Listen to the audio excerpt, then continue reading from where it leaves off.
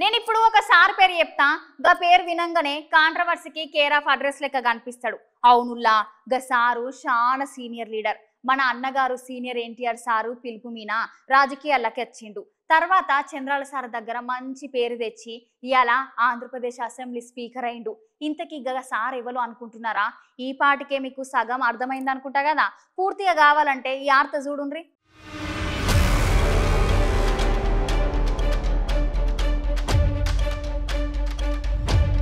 ఇవాళ ఆంధ్రప్రదేశ్ స్పీకర్ గా cycle party senior leader అయ్యాన పాత్రుడు sir ప్రమాణ స్వీకారం చేసిండోళ్ళు. ఇక చంద్రాల సార్ మాట్లాడుకుంటూ ఒక బీసీ లీడర్ సభ నడుపుతుండడం చాలా ఆనందంగా ఉందని అన్నాడు. ఆయన 66 ఏండ్లు వచ్చిన సుత ఇంకా ఫైర్ బ్రాండ్ అని మస్తుగా పొగిడిండు చంద్రాల సార్. ఓ దిక్కు చంద్రాల సార్ ఏమో అట్లా మాట్లాడితే ఇంకో దిక్కు పవనాల సార్ గిట్లా అనబట్టే ఉత్త 11 సీట్లకు పరిమితమైన పంకపాటి లీడర్లు సభలో కూసోలేక పారిపోయిరని అన్నాడు. మున్పు వాళ్ళు పరిపాలించిన దినాలు బూతులు మాట్లాడికనే సభను నడిపినరని అన్నాడు.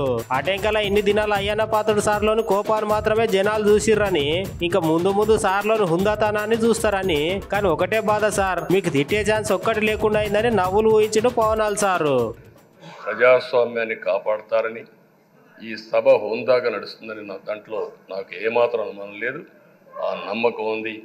దానికి మరొక్కసారి మీ యొక్క ఆధ్వర్యంలో భగవంతుడు అన్ని విధాల మీకు ఆ శక్తినివ్వాలని, తప్పకుండా ఈ అసెంబ్లీ సెషన్స్లో ఈ 5 ఏళ్లలో రాష్ట్రానికి కొన్ని సమస్యలు ఉన్నాయి. వాటి మీద ఎక్కువ మనం ఫోకస్ పెట్టాల్సిన అవసరం ఉంది. రాజధాని కట్టుకోవాలి, పోలవరం పూర్తి చేసుకోవాలి, నదుల అనుసంధానం చేసుకోవాలి, పెట్టుబడులు రావాలి, మౌలిక సదుపాయాలు కలిగించాలి, బీసీలకు బడుగు బలహీన వర్గాలకు న్యాయం చేయాలి. ఏది చేసినా పేదవాళ్ళ దృష్టిలో పెట్టుకొని ఈ అసెంబ్లీ చేసేటప్పుడు మీ అపారమైన అనుభవాన్ని మీరు ఉపయోగించుకొని ఈ సభను సక్రమైన దారి నడిపించడానికి మీరు దోహదం చేయాల్సిందిగా మిమ్మల్ని అందరినీ కోరుకుంటూ, ఈరోజు మీరేసే మీ ఆధ్వర్యంలో జరిగే చర్చలు 2047కి తెలుగు జాతి ప్రపంచంలోనే నెంబర్ 1గా ఉండడానికి, ఈ రాష్ట్రంలో పేదరికం లేని సమాజాన్ని నిర్మాణం చేయడానికి, ఆర్థిక అసమానతలు తగ్గించే దిశగా మన ప్రయాణం సాగడానికి పూర్తిగా మీ ఆధ్వర్యంలో సాగాలని చెప్పి కోరుకుంటూ, మరొక్కసారి మీకు భగవంతుడు అన్ని విధాల ఆయురారోగ్యాలు ఇచ్చి ఈ సభను సుజావుగా నడిపించే కార్యక్రమానికి శ్రీకారం చుట్టాలని కోరుకుంటూ మీకు నమస్కారం.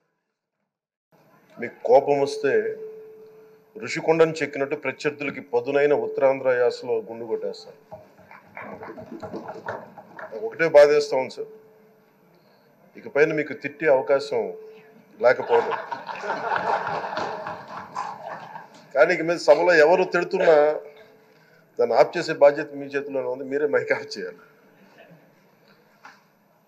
అంటే మా చిన్నప్పుడు నేను చూసేవాడు, ఒకసారి అల్లరి చేసే అబ్బాయిని క్లాస్ లీడర్ చేసేవాడు చిన్నప్పుడు మా స్కూల్లో.